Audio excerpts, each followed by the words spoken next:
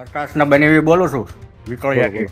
મને ક્યાં ખબર, મને તો આજ ખબર પડી. અને તમારો મહામંત્રી હતો એ તો આ તમારી હારે ત્યાં આવ્યો એટલે આ બન્યું ને, નકર ક્યાં બનવાનું જ હતું. કે તમે શું કરો એને ટાટિયા બાટિયા એને દેખાડો ગામને તમારા ને તમારા રાજમાં ને આવું બધું. મને થોડી ખબર હશે કે ના ઇસ્યુ હાલે છે. મારી વાત તો સાંભળો પેલા. તમે તમારી હાજરીમાં એને મારવો તો એટલે આજ મારવા બાકી અમે 10 વાર ભેગા થયા છે. હીરો મારવા વાળો હીરો હું અને પોડમાં, અને હીરો સવારથી સાંજ સુધી દામનગર હોય અને ઘીરે કાંઈ લેવા દેવા નથી.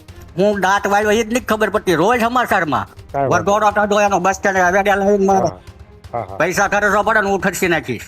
હજુ સુધી તમે અમારી ચેનલને સબસ્ક્રાઇબ નથી કરી તો અત્યારે જ ન્યૂઝરૂમ ગુજરાતને સબસ્ક્રાઇબ કરો, ફેસબુક અને ઇન્સ્ટાગ્રામ પર ફોલો કરો.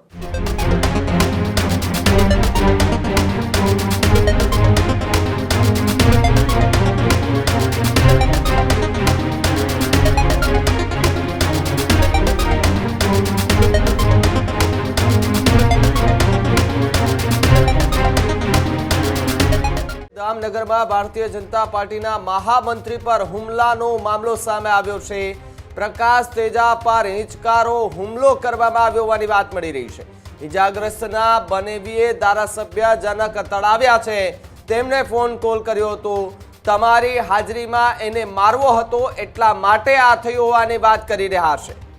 સાથે જ વાત કરવામાં આવે તો હું અને હીરો એ 10 વાર ભેગા થઈએ છીએ, પણ તમારી હાજરીમાં એને મારવો હતો એટલા માટે આ બધું થયું છે.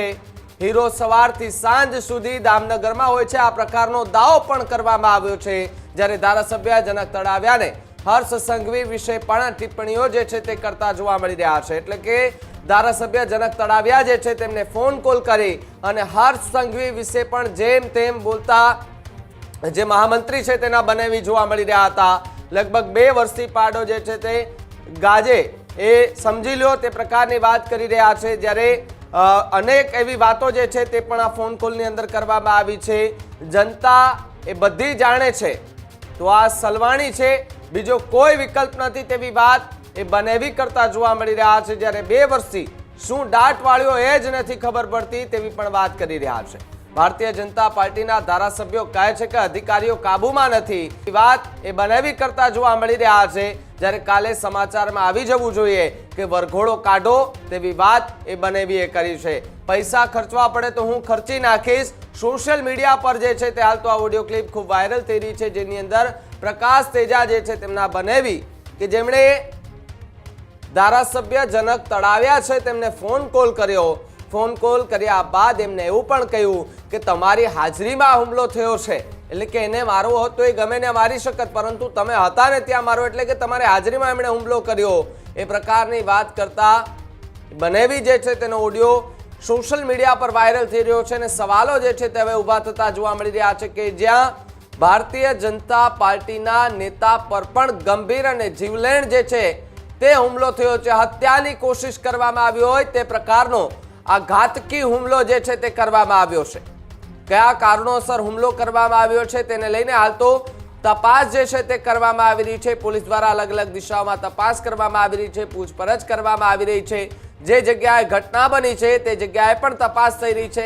જે લોકો સાથે હતા તેમની પણ પૂછપરછ જે છે તે કરવામાં આવી રહી છે અને આગામી સમયમાં કયા પ્રકારના જે અપડેટ જે છે તે અત્યારે સામે આવે તે પણ સમય આવશે ત્યારે ખબર પડશે. પરંતુ જે રીતે ભારતીય જનતા પાર્ટીના જે નેતા પર એ અચાનક આ પ્રકારે જીવલેણ હુમલો થવો એ ખૂબ ગંભીર બાબત છે. કારણ કે કાયદો અને વ્યવસ્થાની એ સ્થિતિ જે છે તેની આપણે વાતો કરીએ અને એની વચ્ચે સત્તા પક્ષના જો એક નેતા પર આ રીતે જીવલેણ હુમલો થાય તો આ ઘટના ખૂબ ગંભીર હોઈ શકે. કારણ કે સામાન્ય લોકો પર પણ આ પ્રકારના હુમલાઓ થતા આપણે જોયા છે, પરંતુ જ્યારે ચર્ચા ત્યારે થાય કે કોઈ રાજકીય નેતા પર જીવલેણ હુમલો થાય ત્યારે આ પ્રકારની આપણે ચર્ચાઓ જે છે તે કરતા હોય છે. ત્યારે એ ઓડિયો ક્લિપ પણ સંભળાવી છે તમને કે જેની અંદર જે મહામંત્રી છે તેમના પર હુમલો થયો ત્યારબાદ એ મહામંત્રીના બનેવી છે તેમણે ધારાસભ્ય જનક તળાવ્યાને ફોન કોલ કરી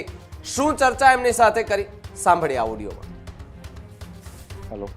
હા કનકભાઈ, હા પ્રકાશના બનેવી બોલું છું વિકળિયાથી.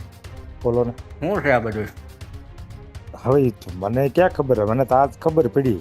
અને તમારો મહામંત્રી હતો એ તો આ તમારી હારે ત્યાં આવ્યો એટલે આ બન્યું ને, નકર ક્યાં બનવાનું હતું? તો એમાં શું કરું હું? એ તમે શું કરો છો એને ટાંટિયા બાટિયા એને દેખાડો ગામને, તમારા ને તમારા રાજમાં ને આવું બધું. અરે પણ તમે સમજો તો ખરી, ઈ ભાઈ વાત મને થોડી ખબર હશે કે ના ઇસ્યુ હાલે છે. આજે તો મને ખબર પડી કે આને શું પ્રોબ્લેમ છે એમ. ઈસ્યુ એ તો હાલો, ખબર પડી. ઈસ્યુ તો રોજ આ ભેગા બે વર્ષ થતા હતા. પહેલા- મારી વાત સાંભળો, એમને- ઈસ્યુ તો રોજ બોર્ડમાં ભેગા થતા હતા. અમે તો ત્રણે આવું હારે મને ભેગા કોઈ દી થયેલા એને હતા. કીધું નથી એકેય વખત આવી રીતના અમારે આને.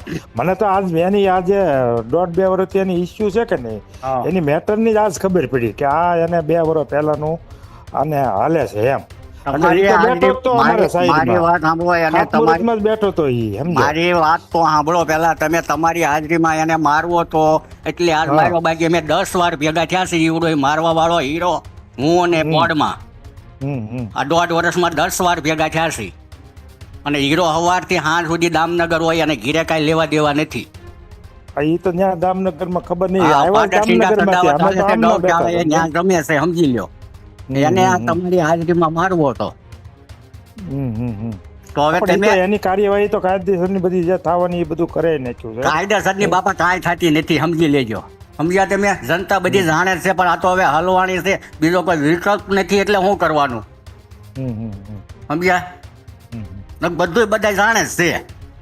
અમે મેજોરિટી પબ્લિક બધી ન જાણતી હોય, પણ એમ થાય હિન્દુવાદી સરકાર છે અને હારી થોડીક તો આપણી પણ આ 2 વર્ષથી તો હું દાંત વાળ્યો એ જ નહીં ખબર પડતી. રોજ સમાચારમાં ભ્રષ્ટાચાર, ભાજપના ધારાસભ્ય વી કહે છે અધિકારી અમારા કાબુમાં નથી. આ બધું તમે નહીં જાણતા હો? હે તો તમે કોઈ આમાં એમ નહીં, તમારે આ બધું મને એવું લાગે છે તમારે સત્તા સાથે સત્તાવાદી હોય તેલ લેવા સાચું બોલીએ કીધો. ના ના, એ તમે તો રૂબરૂ આવજો ને, અમે શું કર્યું છે ને ઈ તમને હારું બધું આવું ન પડે. યાર સમાચારમાં સાંજે આવી જવું જોઈએ, કાલે આવી જવું જોઈએ. કાંઈ વાંધો વરઘોડો ટાઢો એનો બસ સ્ટેન્ડ વેડિયા લાવીને મારે હા હા, પૈસા ખર્ચવા પડે ને હું ખર્ચી નાખીશ. કાંઈ વાંધો નહીં. કાલ સાંજે સમાચારમાં આવી જવું જોઈએ વેડિયા લાવીને એને. હા. આ જ પ્રકારની તમામ અપડેટ જોવા માટે ન્યૂઝરૂમ ગુજરાતને લાઇક, શેર અને સબસ્ક્રાઇબ કરવાનું ભૂલતા નહીં.